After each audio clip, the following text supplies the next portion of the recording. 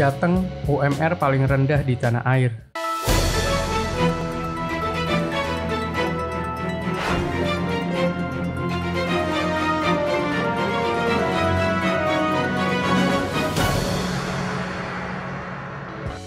Seluruh pemerintah provinsi di Indonesia telah mengumumkan upah minimum regional atau UMR. Besaran upah berdasarkan hasil survei kebutuhan hidup layak, saran dan pertimbangan dari Dewan Pengupahan Provinsi dan penetapan gubernur. Masing-masing daerah besaran UMR-nya berbeda-beda. Dari 34 provinsi di tanah air, UMR tertinggi adalah DKI Jakarta sebesar Rp4.901.798. Sedangkan UMR terendah ialah Jawa Tengah sebesar Rp1.958.169. Angka ini mengkonfirmasi beberapa hal di luar patokan besaran upah yang harus disesuaikan oleh pengusaha atau perusahaan pada 2023 mendatang. Pertama, besaran UMR itu cermin dari pertumbuhan ekonomi daerah. Jakarta adalah daerah yang memiliki kebutuhan hidup layak yang paling tinggi. Sebaliknya, Jateng ialah daerah yang memiliki kebutuhan hidup yang paling rendah di tanah air. Kedua, besar kecilnya pertumbuhan ekonomi berkorelasi dengan efektivitas kebijakan ekonomi daerah. Anggaran daerah baik kabupaten atau kota maupun provinsi merupakan stimulus pertumbuhan ekonomi. Ketiga, leadership dari kepala daerah sangat berpengaruh terhadap politik anggaran dan serapannya dalam meningkatkan konsumsi pemerintah.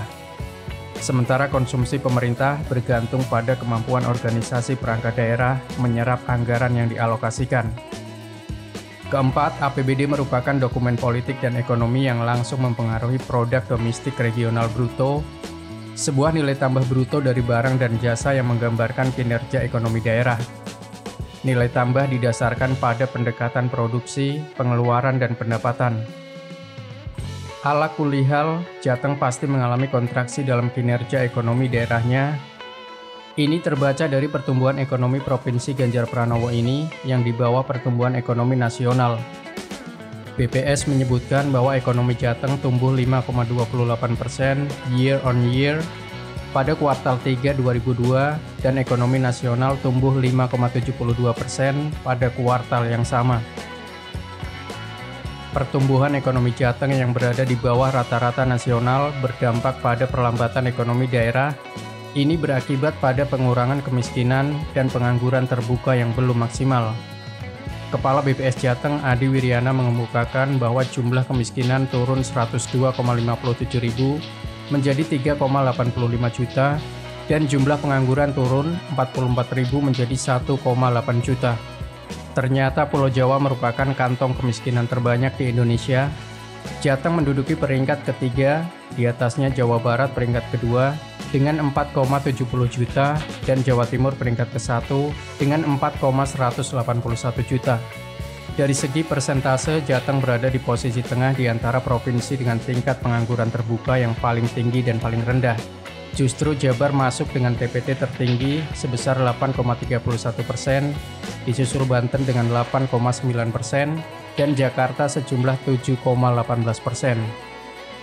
Provinsi TPT terendah antara lain Sulawesi Barat 2,34%, Gorontalo 2,58%, Papua 2,83%, Nusa Tenggara Barat 2,89%, Sulawesi Tengah 3%, Sulawesi Tenggara 3,36%, Nusa Tenggara Timur 3,54%, Bengkulu 3,59%, Maluku Utara 3,98%, Yogyakarta 4,6%, dan seterusnya.